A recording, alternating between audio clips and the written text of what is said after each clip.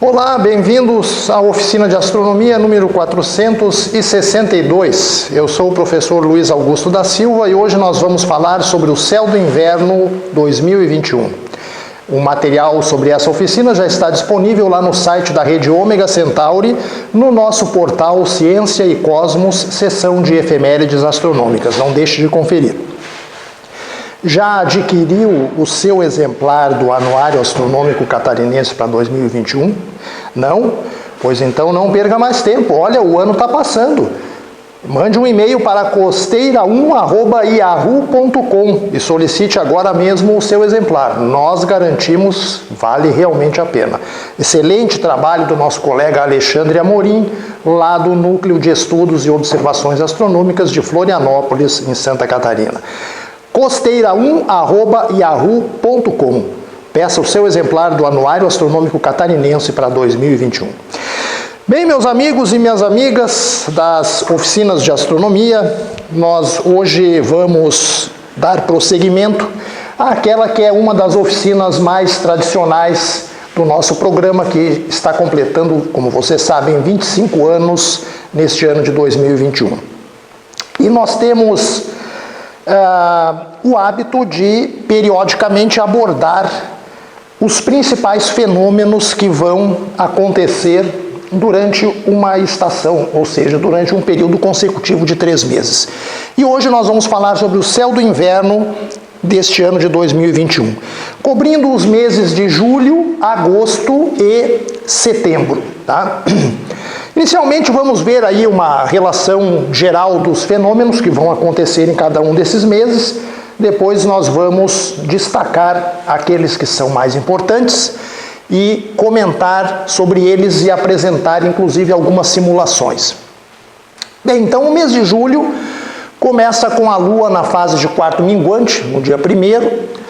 Dia 4 nós temos Mercúrio, o planeta mais próximo do Sol, na máxima elongação a oeste do Sol, 21,6 graus de afastamento.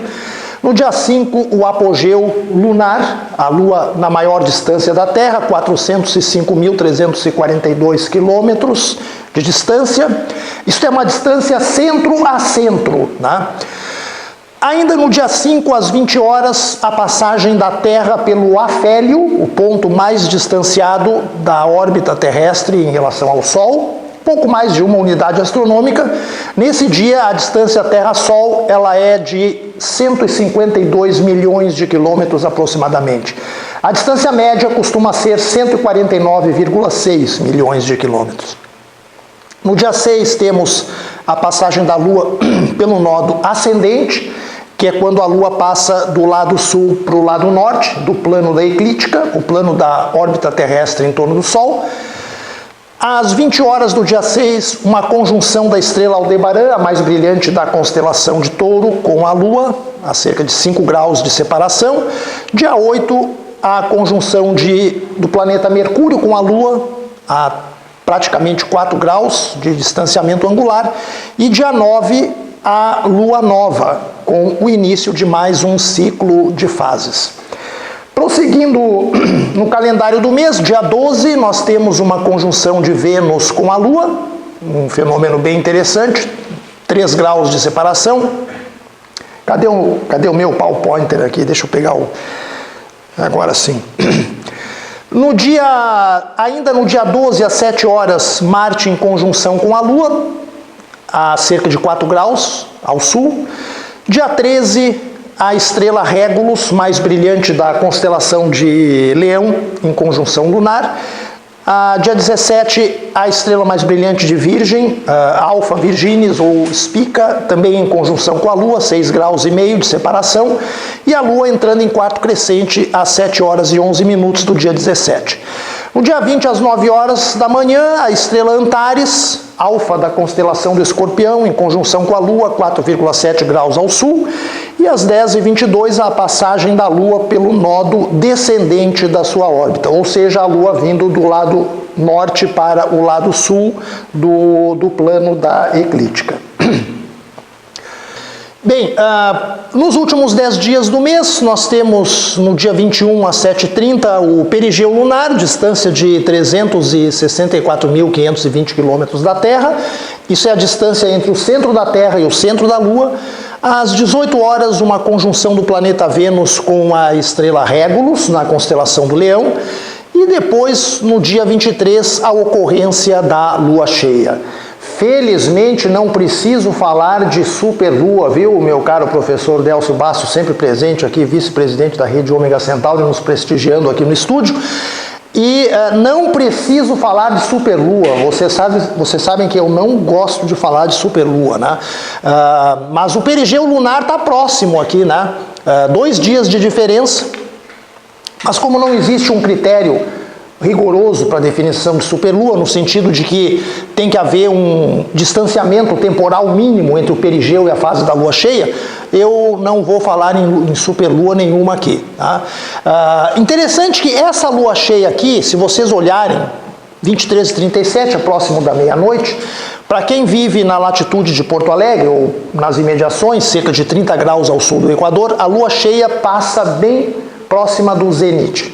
Não no zênite, mas bem próxima. Ela ocupa uma posição no céu que é aproximadamente a posição que o Sol ocupa no céu no solstício de verão, aos 21, 22 de dezembro. Tá? Então ela faz mais ou menos no céu, entre o nascer e o ocaso, e a passagem meridiana, uma trajetória semelhante à que faz o Sol no dia 21 de dezembro. Tá? Ela estará na constelação do Sagitário, bem alta no céu. Bom, depois do dia 24, prosseguimos ali com a conjunção do planeta Saturno, planeta dos anéis, com a Lua, 3,8 graus de separação. No dia seguinte, dia 25, o planeta Júpiter, que estará em conjunção com a Lua. E nas madrugadas, entre 29 e 30, 31 de julho, nós temos um máximo de um conjunto de pequenas chuvas de meteoros, conhecidas como complexo meteórico eclíptico de inverno. Entre elas, as Piscis Austrálidas, onde os meteoros aparecem provenientes da constelação do Peixe Austral, as Delta Aquáridas Sul, na constelação do Aquário, e as Alfa Capricórnidas, na constelação do Capricórnio.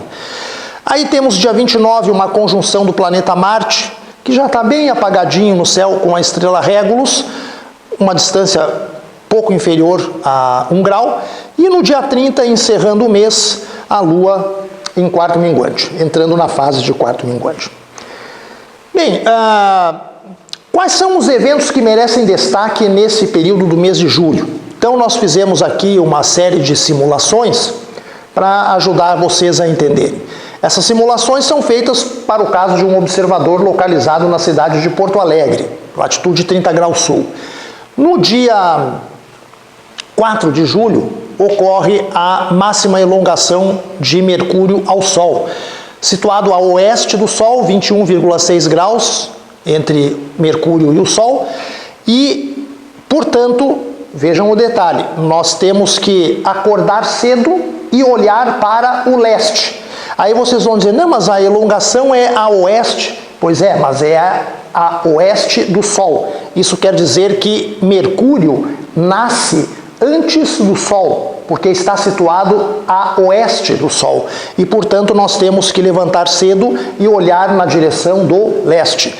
E ali, o horário da simulação aqui, praticamente 6 horas da manhã, nós vamos ter a oportunidade de ver Mercúrio, mas muito baixinho, próximo da linha do horizonte. Aqui é a constelação de Órion, com as Três Marias, as estrelas Rigel e Betelgeuse, já subindo ali um pouco à direita a estrela Sirius, também a mais brilhante do céu.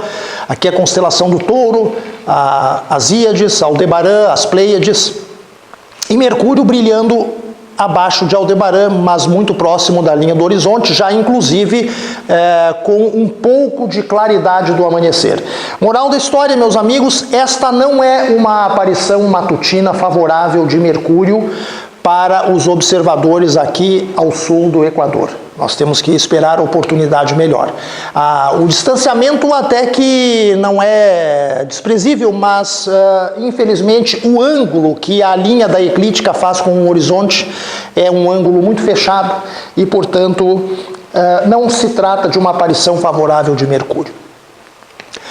Quem quiser uma ajudinha para localizar Mercúrio, pode esperar até o dia 8 de julho, às 6h30 da manhã, já o céu um pouco mais claro, né? As Três Marias e o Órion e também Sírius já um pouco mais elevadas acima do horizonte.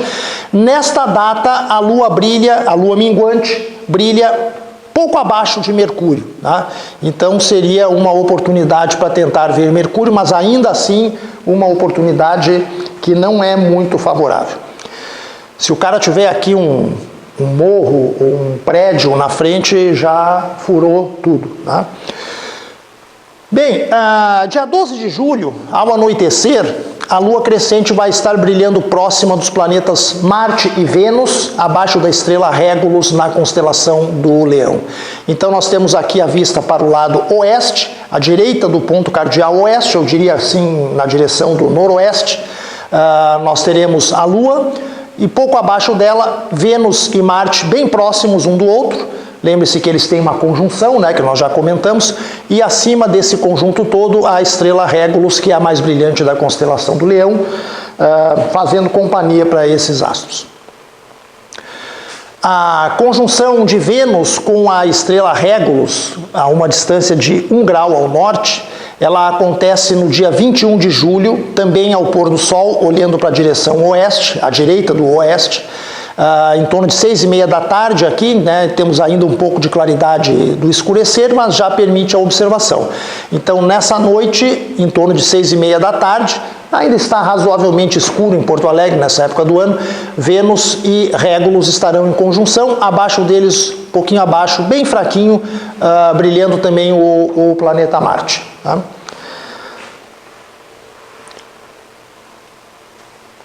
Dia 23, às 10h30 da noite, olhando para a direção do leste, nós vamos ter a oportunidade de ver a Lua cheia passando perto dos planetas Júpiter e Saturno. Isso não só no dia 23, né? É entre o dia 23 e o dia 25. Então, 23, 24 e 25. Eu tenho aqui a sequência de 3 slides, onde a gente muda a data e mantém o horário. Vocês podem ver, então, no dia 23, a Lua praticamente cheia encontra-se acima de Saturno e Júpiter, olhando praticamente na direção do horizonte leste. No dia 24 ela já se deslocou um pouquinho e daí então ela brilha entre os dois planetas, Júpiter e Saturno. E no dia 25 de julho ela está então bem próxima do planeta Júpiter, tá? Com Saturno brilhando mais acima, sempre na direção do leste. Eu chamo a atenção para o fato de que os planetas e a Lua, eles se deslocam no céu mais ou menos ao longo da linha da eclíptica, que é a projeção da órbita da Terra no céu. Portanto, aqui nós temos a eclíptica. E vejam que nessa época do ano, às 10h30 da noite, a linha da eclíptica faz um ângulo praticamente reto, um ângulo de 90 graus em relação à linha do horizonte, tá? Então é a situação assim mais favorável possível em termos de inclinação entre a eclíptica e a linha do horizonte. Muito bem. O que nos reserva o mês de agosto? Vamos repassar inicialmente a lista geral de fenômenos, né, e depois comentar aqueles que têm maior destaque. No dia 1º de agosto, o planeta Mercúrio vai estar em conjunção superior, ou seja, está visível do outro lado, do lado distante do Sol, visto da Terra. Portanto, não é um período em que se possa observar o planeta Mercúrio. No dia 2, nós temos a oposição do planeta Saturno, o famoso planeta dos anéis. Quando um planeta está em oposição ao Sol, isso quer dizer que ele nasce no leste no início da noite, praticamente simultâneo com o ocaso do Sol. E fica visível a noite inteira e vai ter ocaso na manhã seguinte, quando nasce o Sol. Tá? Então existe, visto da Terra, o ângulo, a separação ou a elongação, como se diz em astronomia, entre Saturno e o Sol é um ângulo de 180 graus, praticamente. Tá? Então, isso caracteriza a oposição. Não é preciso muito esforço mental para observar também que, se dar conta também que na oposição o planeta está um pouquinho mais próximo da Terra. Então, ao redor da oposição é o melhor mês para fazer observações telescópicas desse planeta. Eu diria que, grosso modo, ao longo de todo o mês de agosto, Saturno vai estar muito bem posicionado para quem quer observar Saturno ao telescópio. No dia 2 ainda nós temos o apogeu da Lua, distância de 404 mil quilômetros da Terra, né? E detalhe interessante, né? Com apenas algumas horas de separação aí, com o quê? Com 19 horas, né, de separação, é isso? Nós temos a passagem da Lua pelo nodo ascendente da sua órbita. Normalmente, passagem pelos nodos e apogeu ou perigeu da Lua não coincidem, mas na época agora, durante esse ano de 2021, eles estão aproximadamente coincidindo, estão próximos no tempo. Né? No caso, o nodo ascendente com o apogeu e o nodo descendente com o perigeu da Lua, que seria a menor distância. Mas isso não acontece sempre. Dia 3 nós vamos ter a estrela Aldebaran do Touro em conjunção com a Lua, quase 6 graus ao sul da Lua.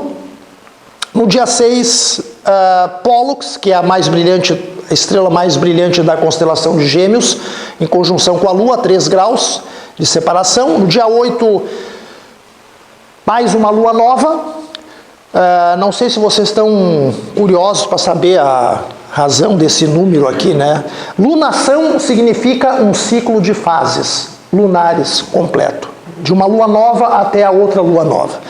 E em 1938, se não me falha a memória, um astrônomo começou a numerar essas lunações. Então, a partir de lá, então, nós temos aí a lunação número 1220. Tá?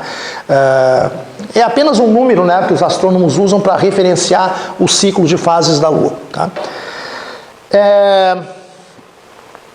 No dia 11 de agosto, Vênus em conjunção com a Lua, 4 graus ao sul.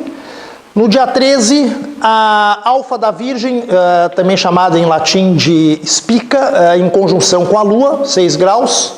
No dia 15, quarto crescente, Lua em quarto crescente.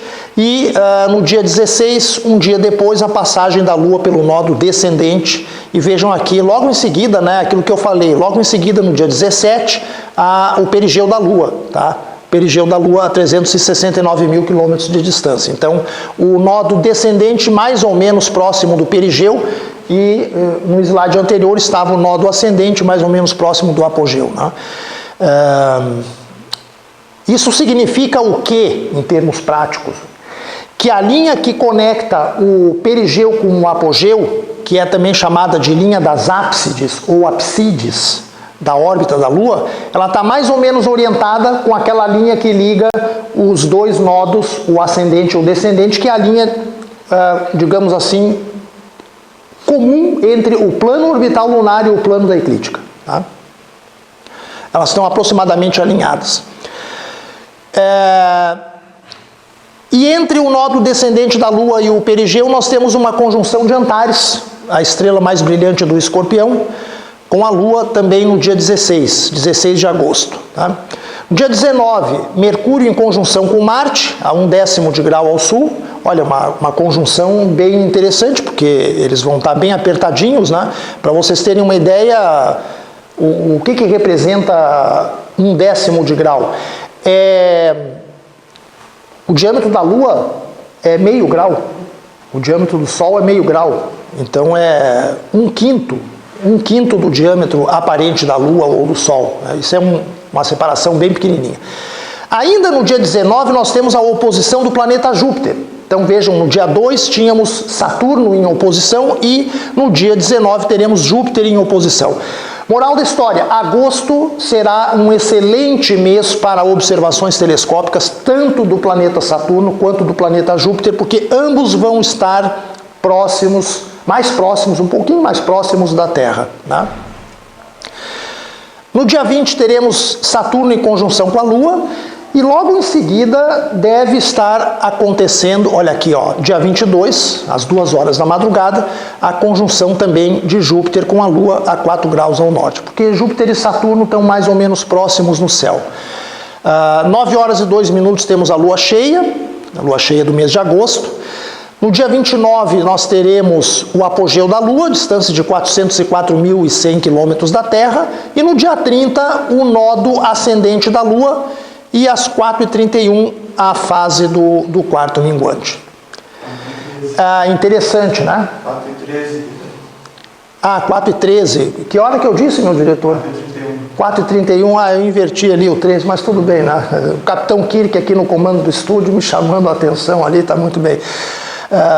Ok, 4 horas e 13 minutos de 30 de agosto, Lua em quarto minguante. Então vejam que coisa interessante, está coincidindo apogeu com o nodo ascendente e com a fase quarto minguante, e perigeu com o nodo descendente e com a fase quarto crescente. Tá?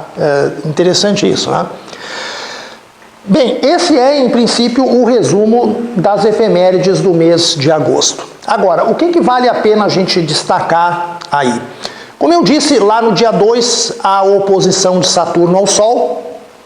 Isso aqui é uma simulação para Porto Alegre, às 9 horas da noite, 21 horas. Olha para o leste, bem acima do ponto cardial leste tem Júpiter, bem brilhante, amarelado, e praticamente no dobro da altura de Júpiter, para cima, um pouquinho à esquerda, com menos brilho, Saturno. Tá? Ambos são de cor amarelinha. Mas Saturno já está, inclusive, chamando bastante atenção agora, já no final do mês de junho, início do mês de julho, quando ele nasce já ao redor aí de umas 21 horas, 21h30, por aí.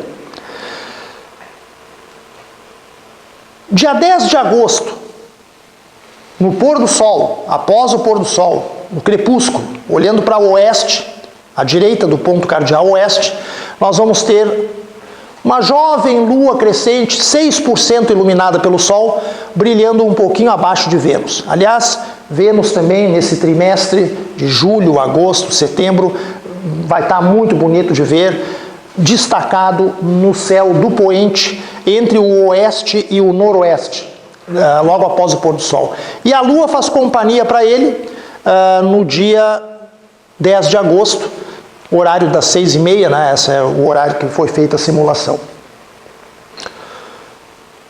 No dia 19, a oposição de Júpiter, então olhando para leste, né? O planeta já bem elevado, às 9 horas da noite, Saturno mais acima, e nesse dia também teremos a Lua mais acima ainda deles. E a Lua vem descendo, se aproximando desses planetas, conforme eu acredito que temos nessas simulações aqui, ó. Exatamente, entre os dias 20 e 22 de agosto, a Lua cheia, depois começando a minguar, ela vai cruzando por Júpiter e por Saturno. Brilha próxima de Saturno, no dia 20 de agosto, às 9 horas da noite. Pois não? Aqui os dedos de Deus, professor. Parece uma impressão digital gigante. Isso é efeito da tela do micro. Mas parece que alguém botou um dedão aqui. Interessante isso. Bom, e aí depois no dia 21 de agosto, né, então a Lua brilhando perto de Júpiter. Voltando aqui um slide, dia 20, brilha próxima de Saturno, e depois no dia seguinte, pertinho de Júpiter. Né? E no dia 22 já abaixo de Júpiter e de Saturno. Né? Horário sempre das 9 horas da noite, olhando para a direção do leste.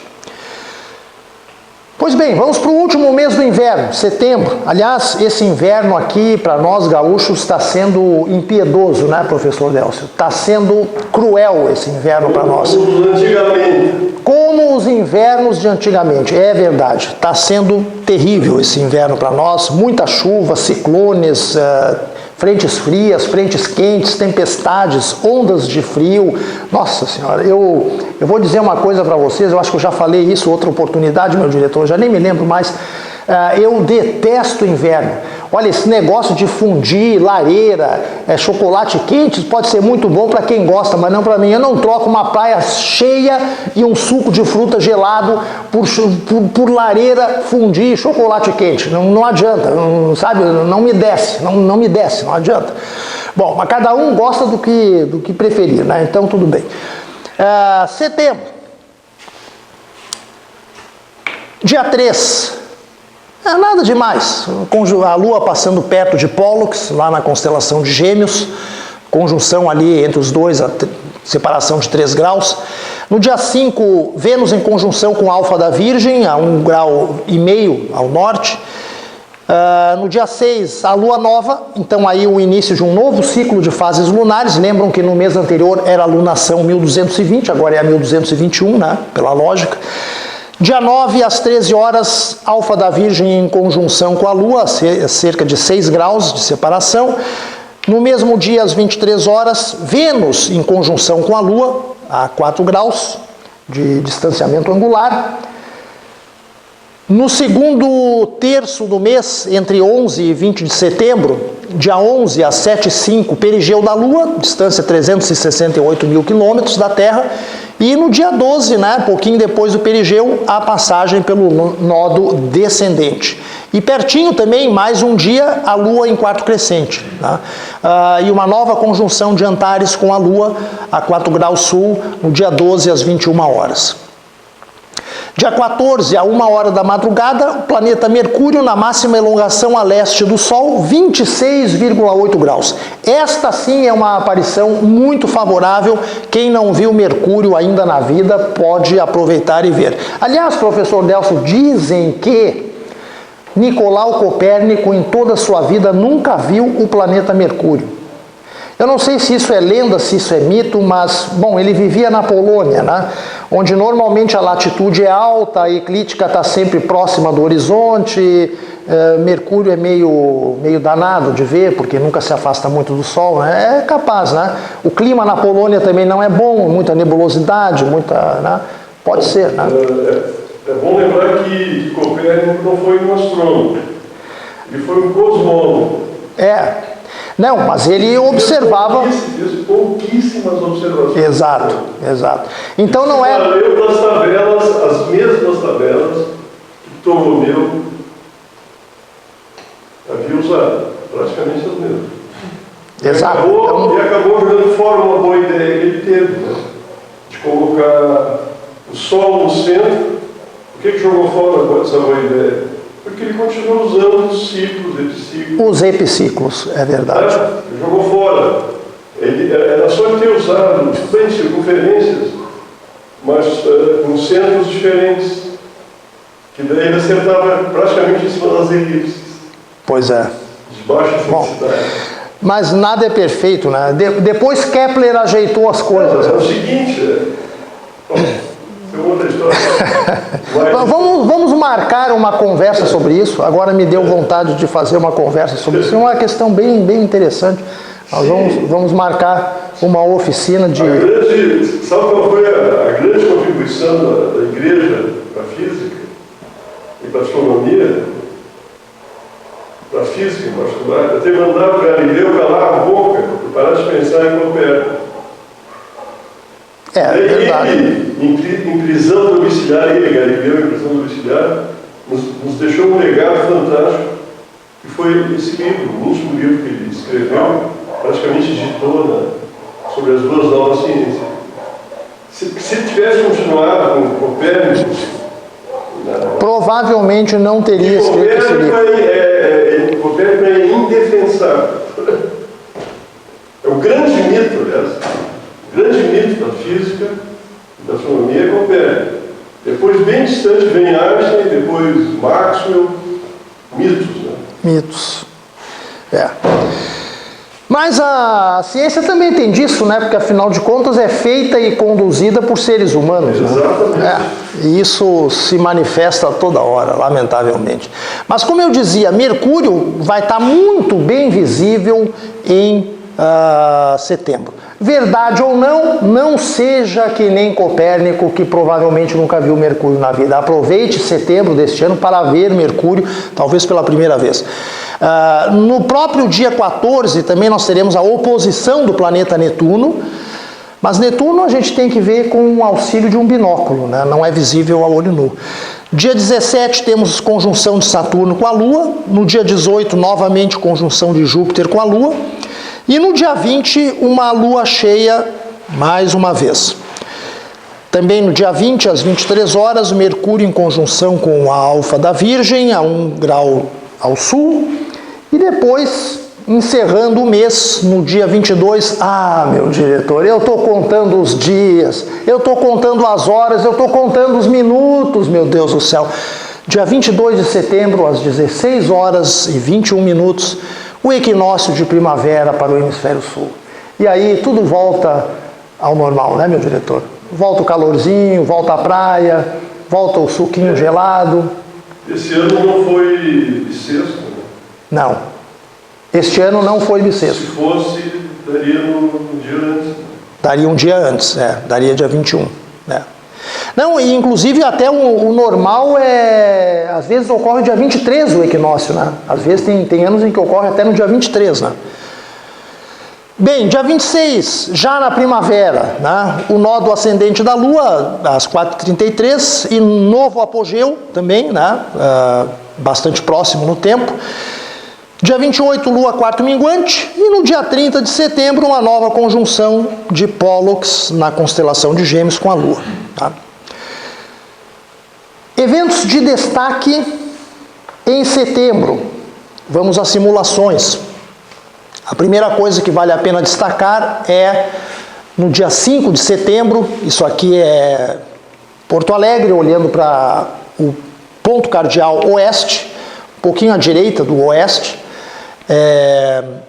19 horas, ainda com sinal de crepúsculo, né? Tá anoitecendo, conjunção de Vênus com Spica, da constelação de Virgem. Abaixo desses dois astros, mais ou menos a metade do caminho entre Vênus e a linha do horizonte, teremos Mercúrio. Então, olha só não vai ver Mercúrio quem não quiser, porque Vênus é um farol, todo mundo enxerga. Né? Baixa os olhos e vai dar em Mercúrio, não tem o que errar. Tá? 5 de setembro, em torno das 19 horas. 8 de setembro, ainda no crepúsculo, olhando para o oeste. Aí a Lua se junta a Vênus, a Spica e a Mercúrio. Tá? Então, se você não conseguiu localizar Mercúrio a partir de Vênus no dia 5, né? No dia 8 a Lua vai estar ajudando, vai estar dando uma mãozinha. Olha, se você não enxerga a Lua, meu filho, vai no oftalmologista, porque está precisando de óculos. Né? Pouquinho abaixo à direita de Mercúrio estará brilhando a Lua no dia 8 de setembro de 2021, em torno das 19 horas. Conforme visto aqui da latitude 30 graus sul. No dia seguinte, dia 9, olha, tem um agrupamento de astros bem interessantes aqui, né? Na direção do oeste. A Lua crescente, 10% iluminada pelo Sol, vai estar formando um triângulo com Vênus e Spica. Vai estar bem bonito de ver isso aqui. E abaixo desse triângulo, Mercúrio. Tá? Então vejam como a circunstância agora é favorável para a observação de Mercúrio, diferentemente daquela elongação matutina que teve em julho, que eu falei que era desfavorável. Tá? Porque esses astros aqui, Vênus, Lua, Mercúrio, estão mais ou menos nos traçando a linha da eclíptica. Tá? E vejam que o ângulo da linha da eclíptica com a linha do horizonte não é um ângulo de 90 graus, mas é próximo disso. Então, isso faz com que Mercúrio fique mais alto no céu e favorece a observação desse planeta.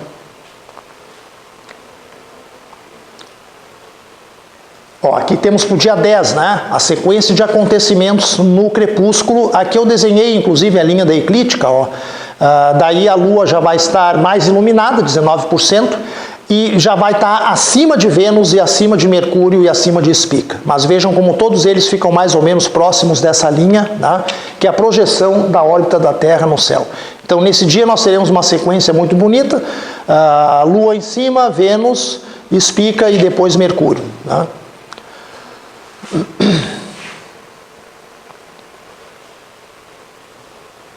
Pouquinho depois, no dia 13 de setembro, sempre em torno das 19 horas, olhando para o oeste, nós temos aqui, a Lua já saiu do campo, né?